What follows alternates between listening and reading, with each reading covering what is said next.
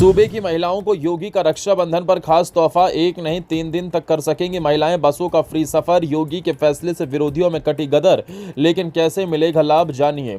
महिलाओं के साथ एक और यात्री की भी होगी बस में फ्री सुविधा। योगी सरकार ने दूर कर दी भाइयों से मिलने के लिए बहनों की सारी दुविधा, लेकिन मानना होगा ये नियम, नहीं तो होगी मुश्किल। आखिर किन रूटों पर मिलेंगी महिलाओं को फ्री बस की सुविधा? क्या दिल्ली जाना भी होगा महिलाओं के लिए आसान? वीडियो में जानिए परिवहन विभाग को योगी ने कौन कौन सी कही अब बात।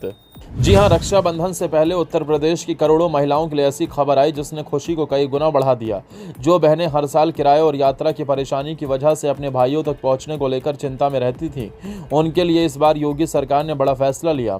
ये हैरानी की बात नहीं बल्कि ऐसा ऐलान है जिसकी चर्चा गाँव से लेकर शहर तक हो रही है, क्योंकि इस बार सिर्फ 1 दिन नहीं बल्कि पूरे 3 दिन तक महिलाओं को सरकारी बसों में मुफ्त यात्रा की सुविधा मिलने वाली है। यही वजह है कि रक्षाबंधन से पहले बहनों के चेहरे पर मुस्कान और परिवारों में उत्साह का माहौल दिखाई देने लगा है।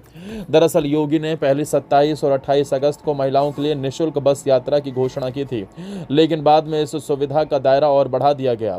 अब महिलाएं 27 अगस्त की सुबह 6 बजे से लेकर 29 अगस्त की रात तक उत्तर प्रदेश राज्य सड़क परिवहन निगम की बसों में मुफ्त सफर कर सकेंगी। यानी बहनों को अपने भाई के घर जाने और वापस लौटने दोनों की सुविधा मिल जाएगी। यही फैसला अब लोगों के बीच सबसे ज्यादा चर्चा का विषय बना हुआ है। बड़ी बात यह है कि इस सुविधा का लाभ सिर्फ महिलाओं तक ही सीमित नहीं रहेगा। योगी सरकार ने महिलाओं के साथ यात्रा करने वाले एक सहयोगी यात्री को भी मुफ्त यात्रा की सुविधा देने का फैसला किया है।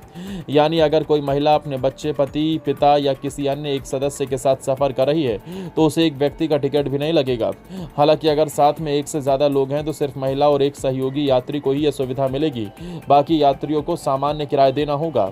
यही वजह है कि इस फैसले को बहनों के लिए बड़ी राहत माना जा रहा है।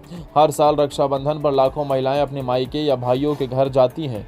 कई बार लंबी दूरी और बढ़ते खर्च की वजह से उन्हें परेशानी का सामना करना पड़ता है, लेकिन इस बार सरकार का कहना है कि किसी भी बहन को सिर्फ किराए की वजह से अपने भाई से मिलने से वंचित नहीं रहना पड़ेगा।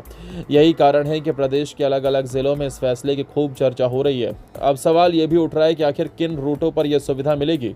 जानकारी के मुताबिक उत्तर प्रदेश राज्य सड़क परिवहन निगम की बसों में यह सुविधा उपलब्ध रहेगी।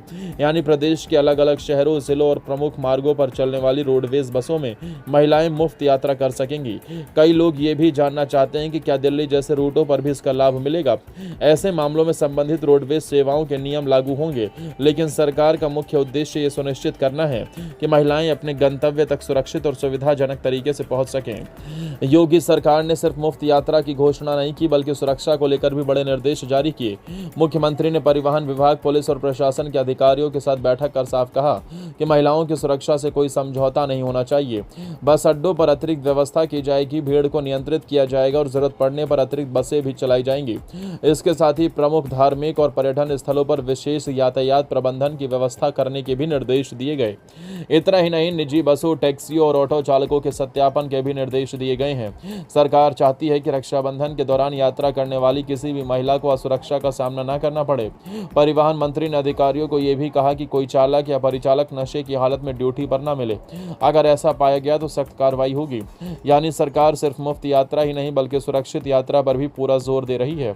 सीएम योगी ने नगर विकास विभाग की 900 से अधिक बसों में भी विशेष व्यवस्था सुनिश्चित करने के निर्देश दिए। इसके अलावा मथुरा, वृंदावन, अयोध्या, वाराणसी, प्रयागराज, चित्रकूट, विंध्याचल और गोरखपुर जैसे प्रमुख स्थानों पर अतिरिक्त इंतजाम किए जाएंगे ताकि त्योहार के दौरान यात्रियों को किसी तरह की परेशानी न हो। अधिकारियों को साफ निर्देश दिया गया है कि रक्षाबंधन के मौके पर यात्रा व्यवस्था सुचारू और सुरक्षित रहनी चाहिए।